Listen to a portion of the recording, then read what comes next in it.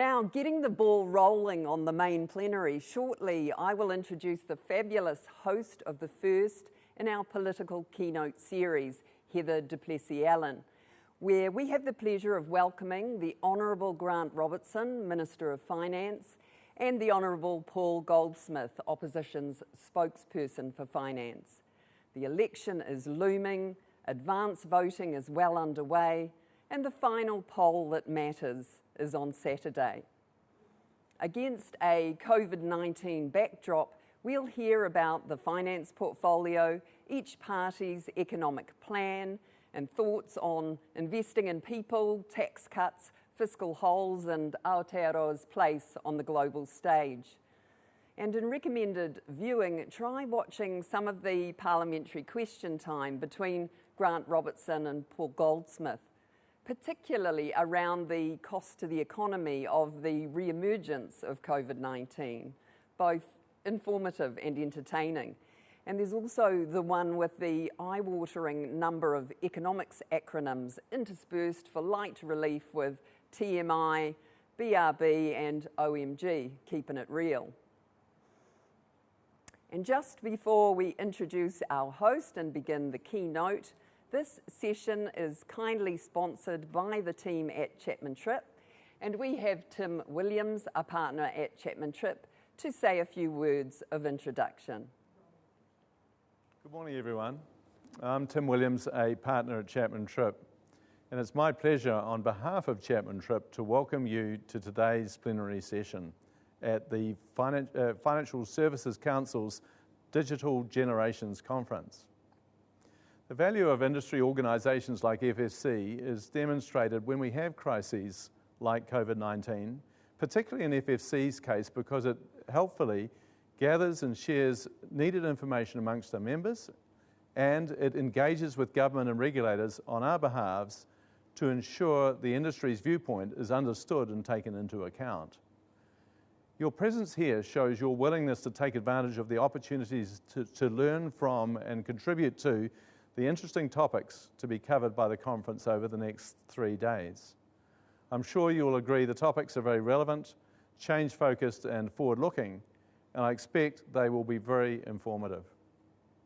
The conference committee and FSC's team have had to adapt to the new COVID-19 environment with their conference preparations, and I commend them for bringing the conference together in these challenging times as a fully digital conference.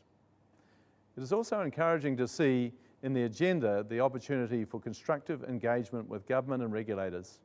And now we have the chance to hear firsthand in this Election 2020 Political Keynote Series Finance Portfolio debate from the two candidates likely to be the next Minister of Finance, the Honourable Grant Robertson and National's Finance Spokesman, the Honourable Paul Goldsmith.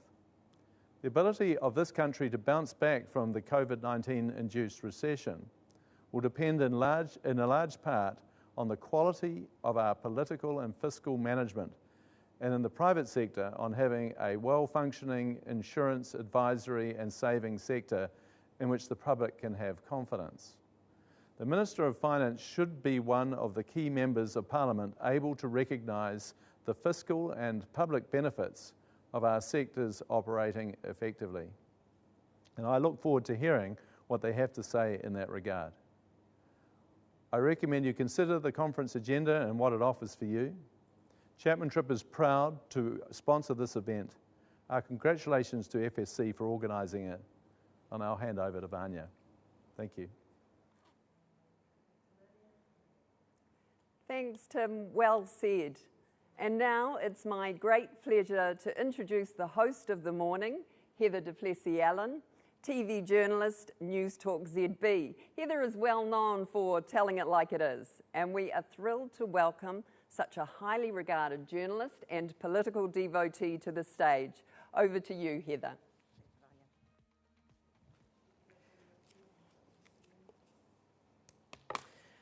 All right, Vanya, thank you very much again. This is our opportunity, obviously, to hear firsthand from the two men vying for the job of steering this country through an economic crisis like none of us have ever seen.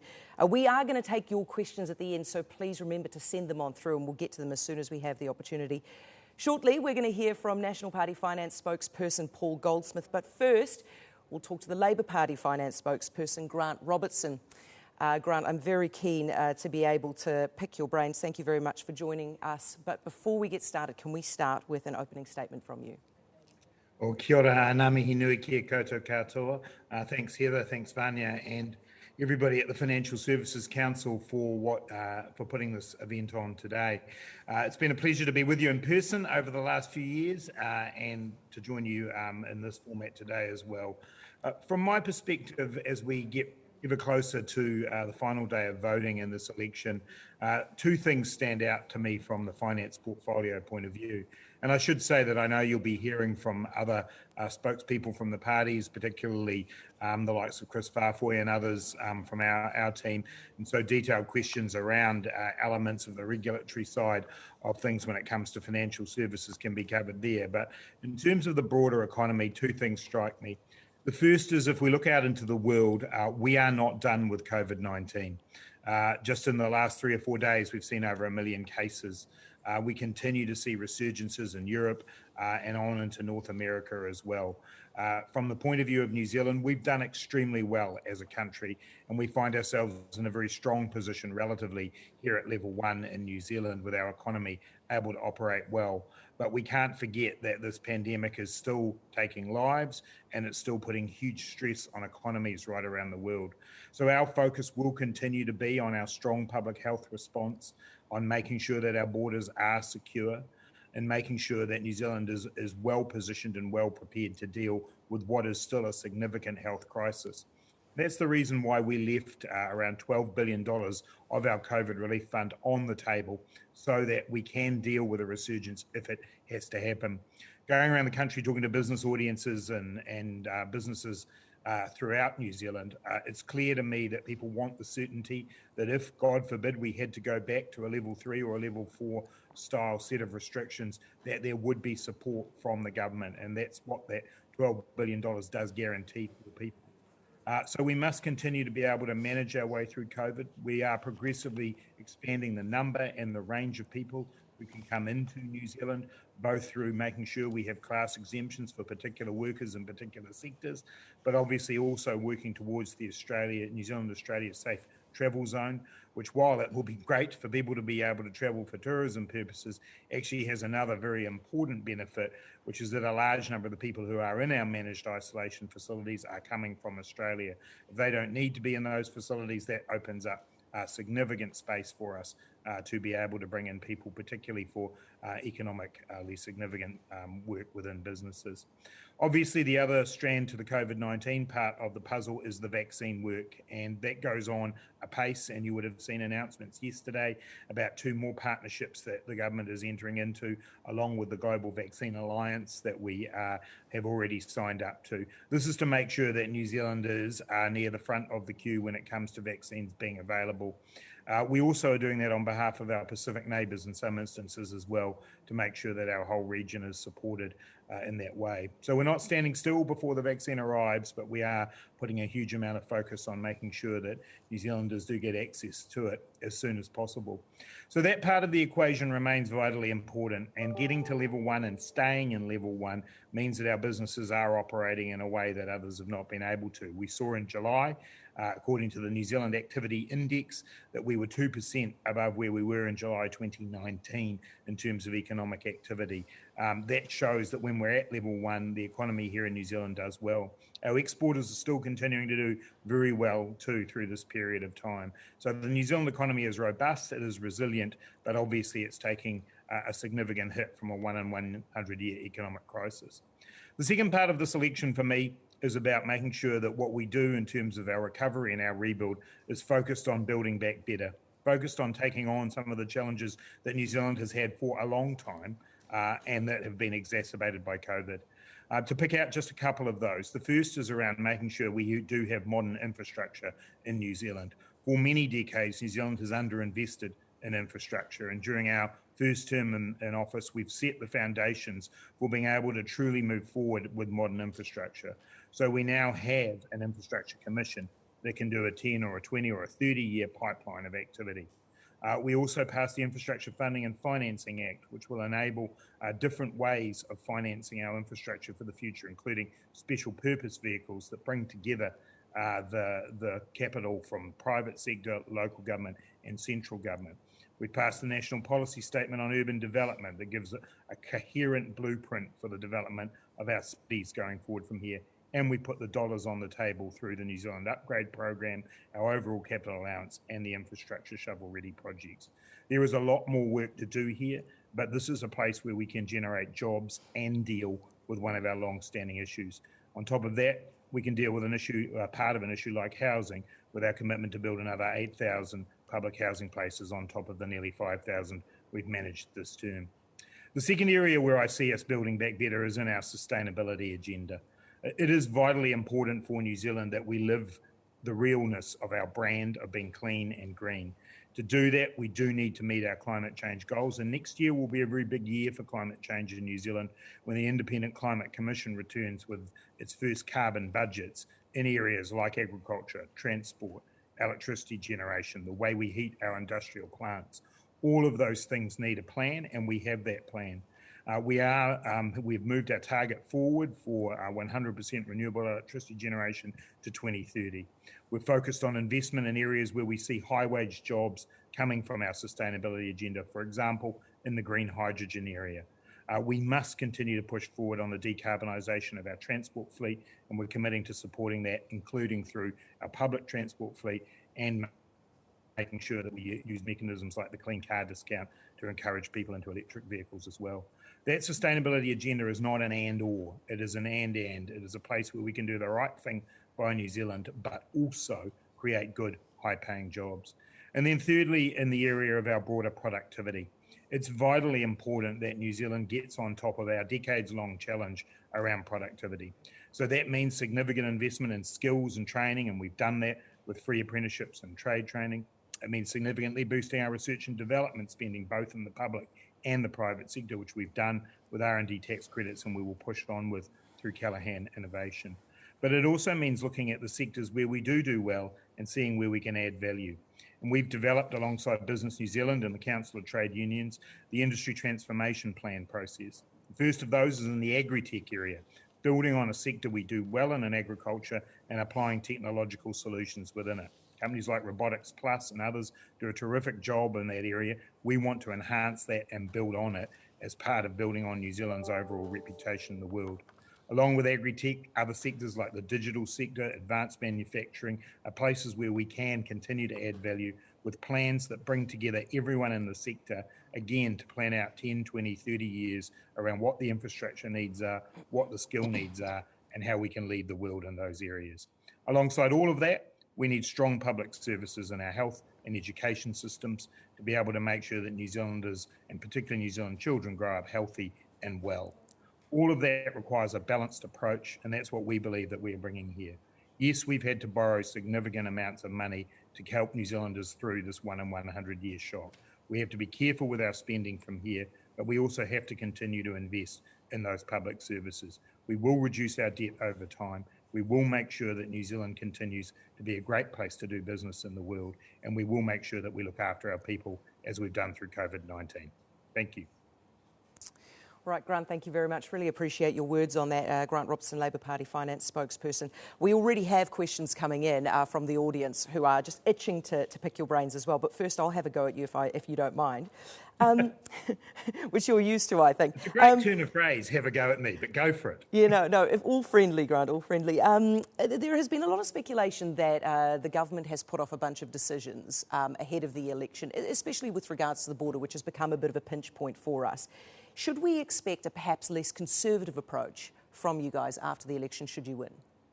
I think what we've been doing is progressively broadening out both the range and the number of people who can come into New Zealand. So you've seen over recent days the announcement around bringing PhD students in, hopefully from as soon as November.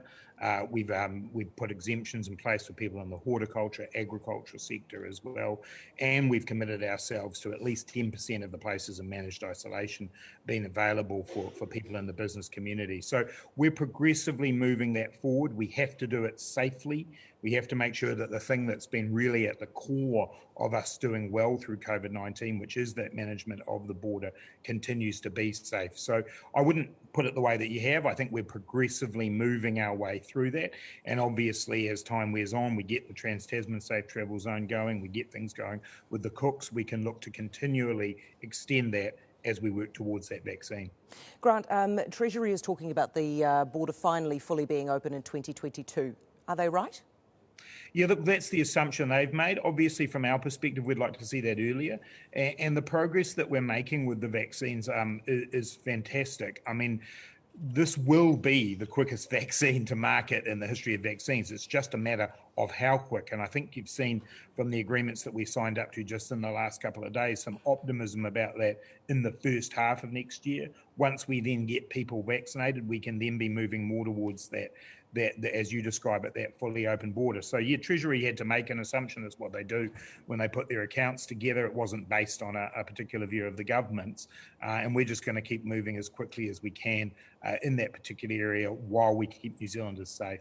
There is a sense from business, and you see this coming through in the mood of the boardroom, that this government does not listen adequately to business leaders and tends to rely much more on bureaucrats. Is that fair?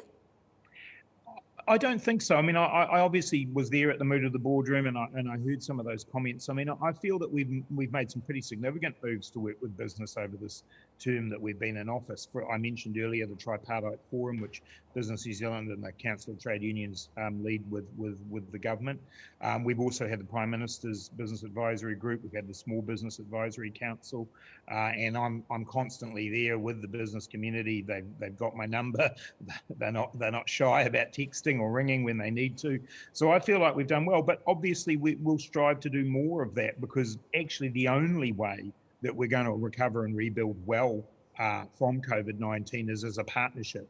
You know, I think we've really seen during COVID-19 the importance of government being in a strong position, being able to help when we're needed, but equally we're there to enable businesses to be able to grow and thrive. And so, you know, I'll listen to that concern that's been expressed, and we'll continue to find ways of building on what we've done. Right, so what is the top thing that business is asking you to do? Well, it's primarily the first questions. I think you got the order right, because it is around COVID, and the business community are very keen that we make sure we can be in this level one period where we trade, close to 95, 97% of economic output, according to the Treasury. So, that is the number one thing, and then obviously being able to expand. And it's funny in a way that the issues that have always been there are the ones that are still there. They just have a COVID flavour to them. So access to skilled staff has always been the number one issue that's raised for us by the business community. Right now, we've got a large number of New Zealanders out of work, and we want them to be able to get into those jobs and to retrain. But we always understand that there'll be a need for some immigration-led labour within our workforce, and so we're continuing to work on how we facilitate that in what are obviously really challenging times. And then alongside that are those supports around productivity, and I very much see that as a partnership, the ones I mentioned before on skills, R&D, infrastructure. So all of those things are being called for, and they require the government to be able to be at the table, not on the sidelines. Grant, one of the things that's happening, and it's an unintended consequence of some of the stimulus that's pouring into the economy, is opening up of the inequality, right? An asset bubble that we see, or rather perhaps not a bubble, but a growing in the assets that's happening, and it's cutting out a lot of people. What do you plan to do about that? Yeah, look, I mean, obviously monetary policy is the purview of the Reserve Bank, and they've, raised their concerns about how they meet the targets that they have, and their concerns about making sure there's liquidity in our financial system, and they've played a very important role through the COVID period in making sure that's happened. One potential consequence of that is around what happens with asset prices. From the government's point of view, given the independence of monetary policy, our job is to make sure that we're doing everything we can to, in particular, make sure we build more houses. And that's where some of that inequality, I guess, people see is in the fact that obviously house prices have increased reasonably significantly over the last year or two, just as we've seen previous bursts in house price value. What we're looking to do is make sure that we build on what we did in this term, where we built, a record number of public state houses over this term of government, build on what we've done with Kiwi Build, but also use different approaches like progressive home ownership, more partnerships between Kāinga Ora, the Old Housing New Zealand, and other housing developers, both local government, iwi, community housing providers, and do things on the demand side as well. And obviously we've had the bright line test go out to 5 years. We're still to see the full impact of that, the ring fencing of rental losses, making sure that we keep that ban on offshore buyers and existing residential properties. The thing about housing and its relationship to inequality is there is no silver bullet.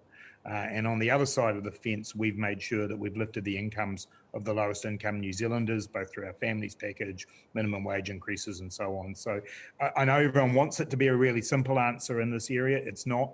The interaction of fiscal and monetary policy remains important, and we're doing our bit to make sure that we keep up. Grant, your most likely coalition partners, being the Green Party, see the biggest problem here being distortions within the tax system. You would have absolutely no time for restructuring the tax system? I just don't think this is the time to do that. We are in the middle of, or the beginning of, a significant economic crisis that's enveloping the world as a result of COVID-19. And I just think major structural change to our tax system at the moment does not make sense. We've obviously put forward the view that we're going to increase that top rate from 33 to 39 cents for income earned over $180,000. That's about the top 2% of earners contributing a bit more to enable us to make sure we've got the public services we need during this period, that we keep debt under control. But each party is entitled to campaign for what they wish for in this election, but we've been very clear about what our tax policy is. All right, Grant, on the housing issue, there is a question from the audience here. It says, housing is one of the biggest issues facing New Zealand. We often hear that the supply side is an issue, yet I see that when we want to, we can put up good quality buildings in an extremely short period. So what is the real hold-up to growing supply?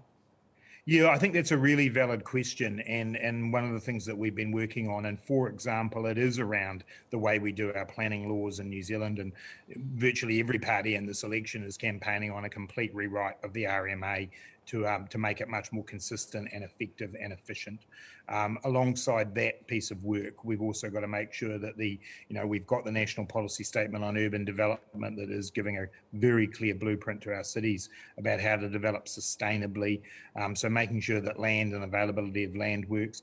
We've just announced we're looking for the Commerce Commission to look into the building supplies price issue. New Zealand still pays way more for our building products than we should compared to Australia. So we want to dig into what's gone on there as well and put a bit of pressure on to bring the cost of that down. And then things like off-site manufacturing, modular building of housing. We know that this is an area where the quality has improved dramatically and we can actually get good quality housing built quickly.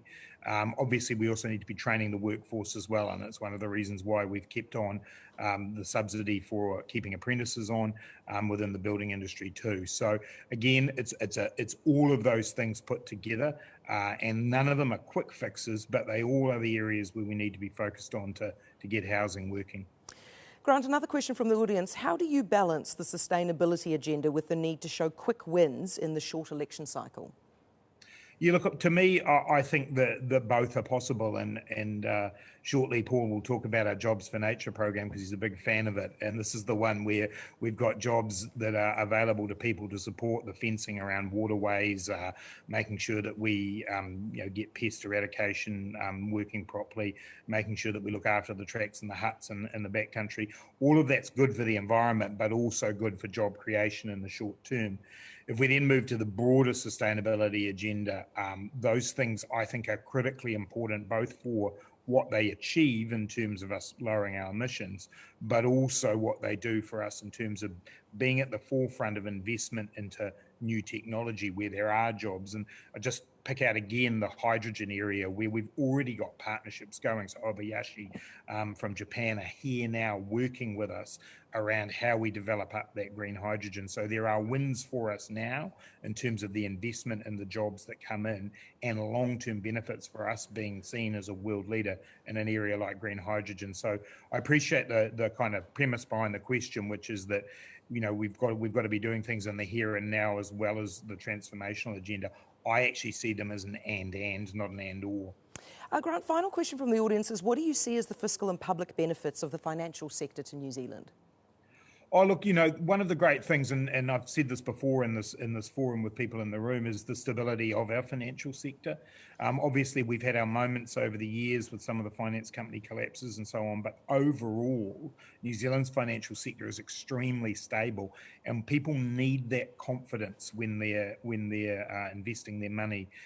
Secondly, the other area and obviously KiwiSaver, which we discuss often in these forums, is an important part of that people will know that that's there, that the super funds there, that their funds are there for them in their retirement, but also that there are good returns being made by them, and people have the ability to, I guess, see into what's happening with their money.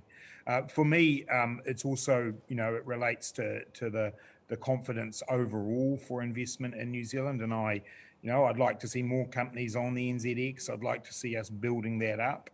It's a challenge, but we put a bit of money in through the Elevate Fund and the ongoing work we've done with investing in the super fund to be able to do our bit to make sure that we're also supporting investment there and startups and so on. So, I think our sector, relatively speaking, does well, and it's something that's important for people's confidence in the economy. Grant, just a final question from me. Later we're going to talk about the need to guard what we have for future generations. I imagine for the younger generations looking at the world right now, it looks pretty bleak. They see a world where they will not have the advantages that we had, that it will be harder to get into housing. What is the most important thing, do you think, that we can guard for them to hand over? Yeah, look, I think what we do need to hand over to future generations is a country where people still have opportunity. I can imagine right now with COVID, with concerns about housing, as you say, but also concerns about issues like climate change, that there are reasons for some younger people to be a bit concerned about where the world's heading. My view is New Zealand remains a great country to live. It remains a country where there is enormous opportunity. Our job is to be able to get ourselves through this crisis and come out the other side addressing those issues. I guess my message is there's a lot of reason to have hope and optimism about the future in New Zealand, and that actually in time we will get to a place where people can travel freely again, and that some of those things that we've come to really enjoy as part of our lives here are possible. But in the meantime, the government is here to support people through this period. Grant, thank you so much. Really good to talk to you. That's Grant Robertson, a Labour Party finance spokesperson. Rightio. Let's bring in the National Party finance spokesperson, Paul Goldsmith. Paul, hiya.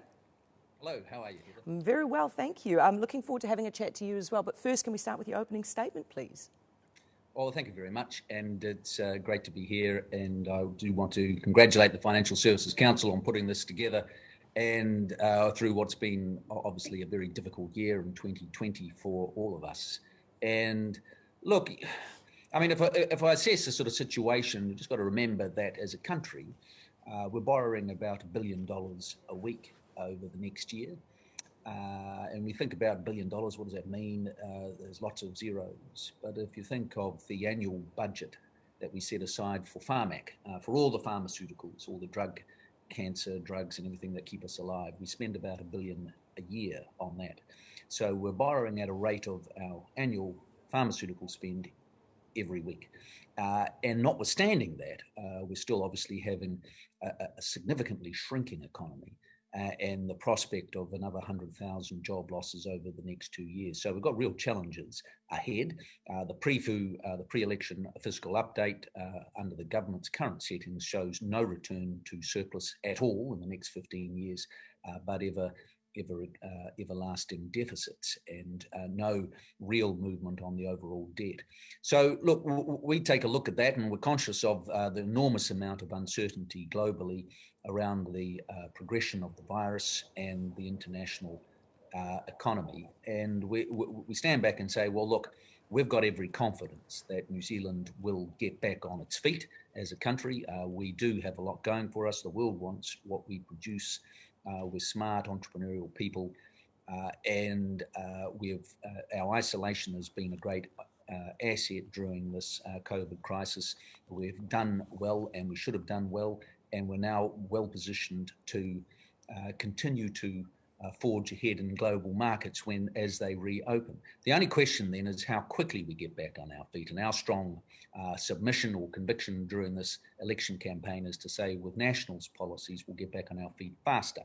And why is that? Well, because we're very focused on the reality of the economy and how we grow it. And we need to stop the waste that has been so prevalent over the last 3 years. We've got to stimulate the economy with short-term tax relief to get the economy ticking over again. And thirdly, we've got to trust Kiwis and businesses to expand their businesses and take on extra workers, not assuming that government knows best at every turn. And if I look, I just want to go through, and what we're seeing over the next few days is a crystallization of the clear choices between the two parties over the next few days. On tax, it's very simple. Government parties want to increase taxes. Labor wants to have higher income taxes. We've seen the Greens want wealth taxes, so very punitive wealth taxes and higher income taxes. Now, we've had a bit of a debate about whether that will appear or not. Well, the reality is that any government that can't control its spending will inevitably come after more tax. And there is a real fear that if Labor and Greens were to form a coalition government, that would be used as an excuse for going for even more tax. Whether it's a wealth tax or higher income taxes, only time will tell. And we think that's the last thing we need at a time of recession when we're trying to encourage people to invest and grow. The other part of our tax plan is very significant. So we want to, from the 1st of December, have a short-term tax relief that really focuses on middle income earners, around 60, 70,000 a year, putting about $3,000 into the hands of somebody on that average earnings of about 64,000. We're also significantly increasing depreciation rates in the short term to encourage those businesses that have the cash to invest and grow, and because that's how we get jobs. It's from private sector investment. And that's the other real core point of distinction between the two parties. On the one hand, you've got Labor, which tends to assume that the way to create jobs is for the government to go out, borrow money and buy them, whether it's in for example, that $1.1 billion scheme that Grant Robertson was referring to go and plant flax bushes and shoot possums, the various schemes to create these shovel-ready projects, some of which will be useful, a lot of it of very questionable merit. We've got a $40 million pool, for example, up in Gisborne, and very expensive rail projects around the countries that have been pet projects of Shane Jones and Winston Peters. So that's one approach. Look, there is some scope for those short-term kind of stimulus type work. But actually, the real driver of long-term sustainable jobs is private sector investment. It's the tens of thousands of businesses, large and small, individuals taking on another person, expanding their business, taking a punt, starting a new entrepreneurial venture, hanging on to their workers and expanding their workforce. And the recipe for that hasn't changed because of COVID. It's about keeping taxes low. It's about pushing back against the tide of regulation that's overwhelming many businesses, including in your sector. And we do have to recognise that previous national government, we added significantly to your regulatory burden. We did it in the best interest, but there is a good argument that overall, in totality, we've added too much compliance across many sectors. It's a sad reality that the fastest growing industry in this country for a long time now has been compliance. And it's not surprising that we've struggled with productivity growth when in so many areas you've got two people doing the job that one person used to do because of regulation. So we've got to push back against that tide and just be realistic about the cost pressure that businesses are facing. So, what you're seeing is a contrast between a government that thinks that now is the time just to say, well, we'll double sick leave entitlement and we'll continue to put up the minimum wage. Now, we put it up on the 1st of April when businesses had no revenue at all, and we're going to do it again on April regardless. well, I keep talking to small business people, shop owners, and they look at me and with wonderment in their eyes and say, how on earth am I supposed to pay this? How am I supposed to keep my business profitable? Is the government going to pay for the extra week of sick leave? Or am I expected to? How am I going to pay it? And these questions are really undermining confidence and the ability to invest and grow. The other thing about investment, of course, is want to have a consistent policy framework, and we've seen many examples where that hasn't been the case. Whether it's the oil and gas decision made with no analysis, or what's happening at Ihumātao, where Fletchers are still waiting 16 months or 18 months later as to whether they can build the houses on their land. And then the final area is around foreign investment. We've got to continue to allow investment to come into this country. And there's been some recent changes around notification regime for any investment, no matter how significant. Let's make that more difficult. So taxes, big distinction. Around job creation, another big distinction. The final area around infrastructure, we've outlined what we think is a very bold infrastructure plan over the next decade or two. And, these downturns in history have often been the case. It's often been the case that countries can do historic investment to get the country more productive out of it. And so our plan to connect the 2.5 million people between Whangarei, Hamilton and Tauranga with proper infrastructure, 4-lane highways over the next 15, 20 years. It'll take a long time, but if we can connect that 2.5 million people, I think we could become, that could become one of the most dynamic regions in Australasia, and that can drive some of the growth that we need as a country to succeed in the modern era. So there's a lot of discussions to be talking about that there. It's been a very unusual election campaign. Normally, you'd be having a referendum on the delivery of a government after 3 years. And I heard Grant Robertson talking about Build Back Better being the slogan. And this government, frankly, has been great at slogans. They love their slogans. But, when you think about building, their big promise 3 years ago was Kiwi Build. There was going to be 100,000 houses. Well, that has been a complete fiasco. Primarily because there was no clear, coherent plan. You also think about the freeze policy, one of their big policies, led to fewer students and hasn't been followed up. The light rail down Dominion Road was another big promise. 3 years later, we still haven't figured out what the point of that is, and anybody living in Auckland struggles to understand why that would be a priority for infrastructure development in our Queen City. And the Provincial Growth Fund, a byword for poor quality spending. So those are the sorts of things that people, I think, will be reflecting on over the next few days. Of course, it's natural for the country to rally around the flag and a government during a time of national crisis. And that's only appropriate. But we also do need to think clearly about who's got the best plan to get us back on track as an economy to provide opportunities for young New Zealanders, New Zealanders young and old. And we think, the basic fundamentals of focusing on the productivity of the country and the competitiveness of the country and encouraging investment as the driver of growth is the key things that will make a real difference for this country. So we're very much on the final lap of the election. We're fighting hard. We see an opportunity for National Enact to get our nose ahead of Labor. Who knows what will happen to the Greens over the next few days, but we're very focused on getting every party vote that we can. So thank you very much for the chance to have a conversation. I'm very happy to answer any questions on any topics. Thanks very much. Paul, thank you very much. Thank you very much for that. Look, I want to start with asking you this. Do you think that Labor has been too cautious with the economy?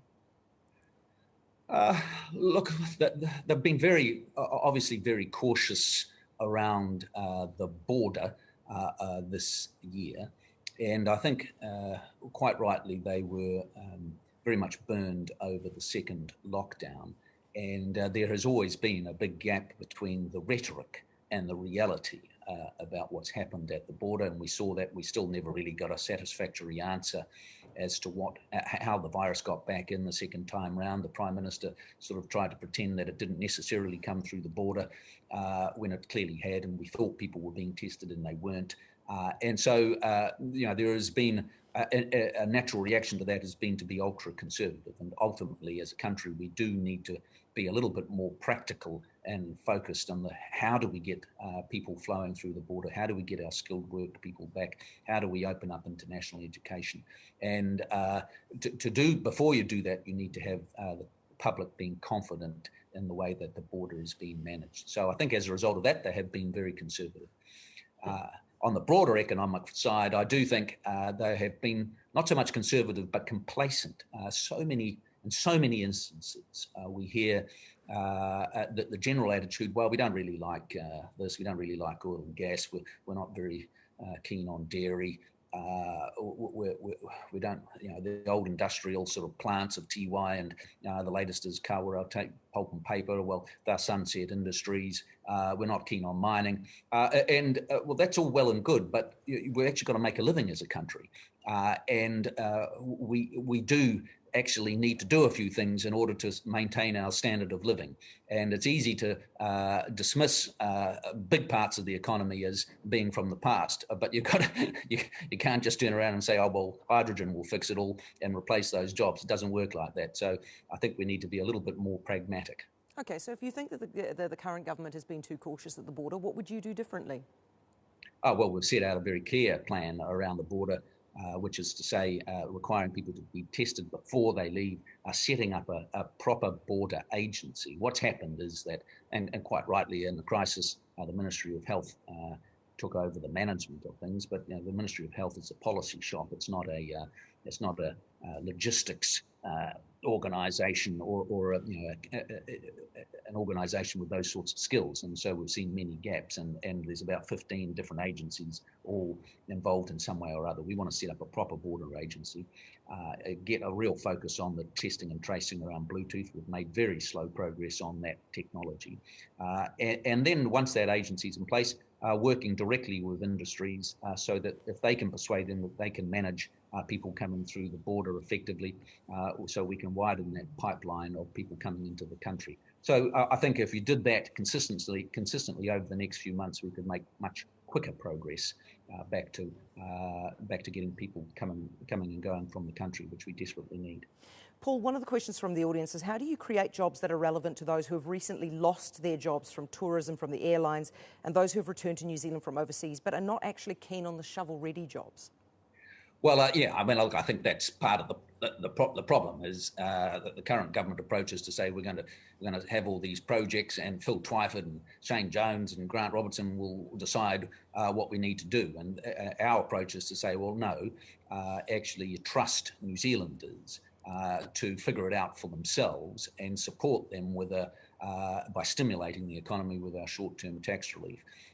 And encouraging businesses to invest with higher depreciation rates and letting them figure out how it works and trying to reduce that regulatory burden.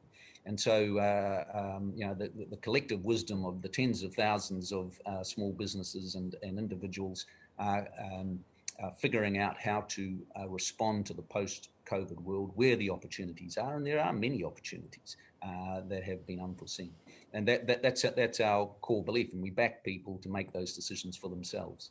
All right, you've got another question here. A lot of the national policies mentioned seem to focus on short-medium growth at the expense of long-term sustainability, so road versus rail, oil versus gas. Now, how is National actually protecting the natural assets of New Zealand for future generations? Well, look, I mean, as a Conservative party, we very much, core to our very being is not only sort of improving the living standards of New Zealanders, but preserving and enhancing what's special about this country. That's the quality of our environment, but it's broader than that. Actually, it's our relatively high levels of social cohesion, our high trust, low corruption environment. There's many things that are special about this country that we need to preserve. And so, we've always been very focused on the quality of our environment. That's why we signed up to climate change targets. But we've always been more pragmatic, I suppose, than the Greens, particularly, and Labour. And we acknowledge that you have to do things at a pace that is realistic. And so, a good example is the government's now just said that we're going to go to 100% renewable electricity. Well, we've already got one of the highest renewable rates in the world, around 85%. But to go to 100% is an extraordinary thing that nobody sensible thinks is a smart idea, because if you think about it, given the fact that every few years you have low lake levels, and so hydro doesn't work so well, and the wind doesn't always blow. So if you want to keep the lights on, you either have to massively over-invest in capacity, or you have to come up with an incredibly expensive pumped hydro scheme like they're proposing, where all the water goes down the river and then you pump it back up again and you lose 40% and then it goes down again. And that costs billions and billions of dollars. And so you have Grant Robertson saying we're just going to do this in the next 10 years, but no explanation of how it's going to be paid for and what impact it'll have on electricity prices. And those prices flow through to people's living standards, and they also flow through to the international competitiveness of many of our industries. And so I just think we need to have an honest and rational discussion about this rather than just slogans. Paul, how can you be against the raising of the minimum wage when so much of the country is either living in poverty or struggling financially? A raise in minimum wage would still leave those affected on low incomes. Well, the whole purpose of government policy is to have higher incomes and a growing economy. But you can't just legislate for greater wealth. I mean, if it was simple as that, we can't go to our customers in New York and Beijing and Europe and say, well, Grant Robertson thinks you need to pay us more for our kiwi fruit or our software or whatever it is. It has to be sustainable and profitable. And so what we've seen over the last 3 years under this government is a massive increase in the minimum wage, more than 20%. And a proposal for it to go even higher. And it's just not sustainable at a time when businesses are struggling. And so we think it actually should be postponed. And so we shouldn't be adding pressure on those businesses, because ultimately you want people to have access to a job. And if you make it impossible for businesses to hire, then you lead to fewer jobs being available, particularly for those people who haven't had a background and are trying to get their first job. So that's where it becomes a difficulty. It's all very well to have good intentions, but you've got to have an outcome that actually works. Paul, as we asked Grant, we are obviously discussing generations in this, the session today. What I want to know from you, as I ask Grant, is what do you think is the most important thing that we need to safeguard for our future generations? Oh, look, I referred to that before. I mean, preserving what is special about this country. And that I actually think New Zealand as a society succeeds well. It has relatively high levels of social cohesion. We're not perfect by any stretch, but compared with the rest of the world, and that needs to be sustained. And that's about ensuring that everybody has an opportunity to succeed. And that's why having a robust and dynamic economy is important, so that the new generation coming through looks at their life ahead and doesn't have to conclude that it's go overseas for excitement and to actually do well, or stay home for lifestyle reasons. We want people to stay home because they can see that they can have a really successful, challenging and exciting career here in this country. And so you need a strong economy to do that. But we also have to really think carefully about how we manage the housing situation, because it is becoming a real concern for many young people. Paul, thank you very much. Really appreciate it. That is all that we have time for with these two.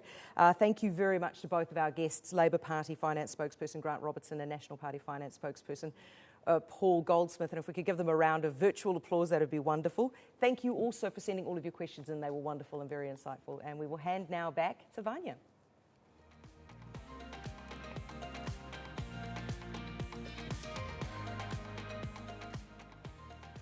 Yes, thank you to Finance Minister Grant Robertson and Shadow Finance Minister Paul Goldsmith for taking time out of the campaign trail to speak to us.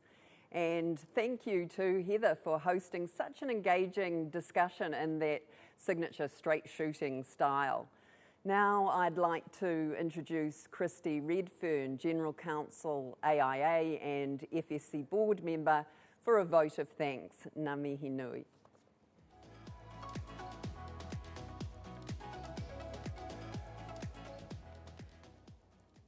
Thanks, Vanya. Look, on behalf of the board of the FSC, I'd like to thank Minister Grant Robertson and Paul Goldsmith for their contributions today. In particular, I'd like to thank Heather for asking those tough questions, but also our keynote speakers for their insights and predictions for where New Zealand will be in 2025. Financial services sector is a key sector And as we continue to sow the seeds of regulatory change, let us not lose sight of our industry's purpose. For us, that is to make a difference in people's lives. We have a role to play there in supporting our customers in helping protect the health, well-being and financial future of Kiwis. I must say I feel very proud of how all of our FSC members have rallied together during this time. They've been there to support our customers when they really need it most. As we would say at AIA, it's around doing the right thing in the right way. And look, lastly, whilst it may feel like we're currently 16 all deep into that extra time in a Bledisloe rugby test, remember, we will all take the learnings from this year into the future. It has been a very different year for all of us, so it's good to be able to kick off the FSC conference this year with such an important panel. Thank you, gentlemen. You've definitely given us plenty to think about for us and those future generations.